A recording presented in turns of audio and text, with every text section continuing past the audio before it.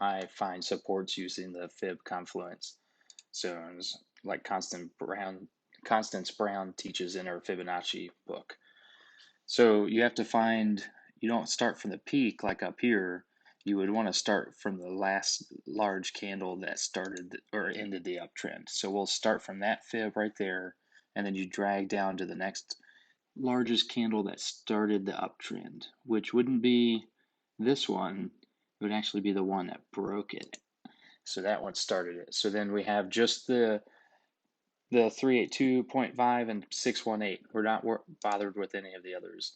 And now you start from that same top you just drew from, and you drag down to the next big green one. We could go to this one right there.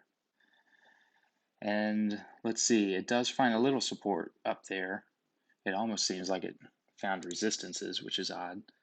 And then we can draw another one, same starting from that same top, dragging down to the next big green that broke the downtrend. So not the very bottom, the one that just brought it up and out of there.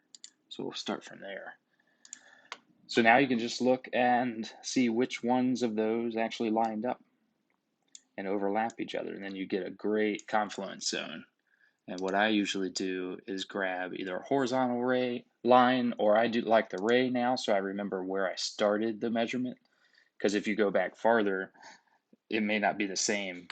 So we could draw a line since we started with that green, and then this is where I think it was, yeah, three confluence zones. And then I make them orange for support because that's what we identified going from high to low.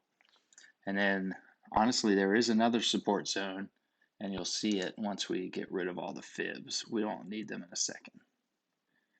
So then there's another one. And really, those two are pretty close too. You could draw a third there. I mean, you can go a little nuts on these. I like to get them only if they line up perfectly. So just to clear it all up, we'll get rid of the fibs.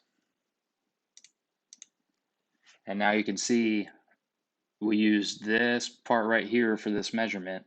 And once it dipped back down, we didn't identify that support. We could identify it in a little bit. But once it came back up, look at that, perfect support zone. It goes back up. It doesn't exactly touch it.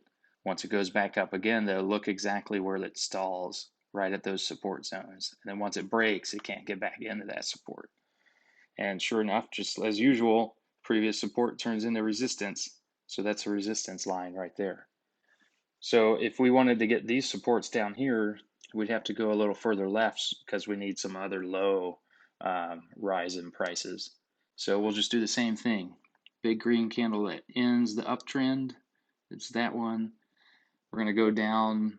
This one's a bit messy right here. But we could say, I don't know. We could say that one started it. It was more like a spring. We'll see if it lines up. If not, we'll adjust again. So again, start from the same high you just identified, drag down to the next big green. And really this one, a gap is a huge, powerful indicator. But if you look, none of those fibs are lining up. So I'm just going to go down to see if anything else lines up. And I just killed it. So we'll do it again, right down to that one.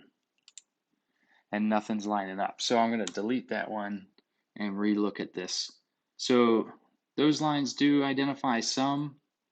I mean, you can see where it kind of runs into them, but it's not really that clear. So maybe that's not a good example. So maybe we will try this one that gaps up.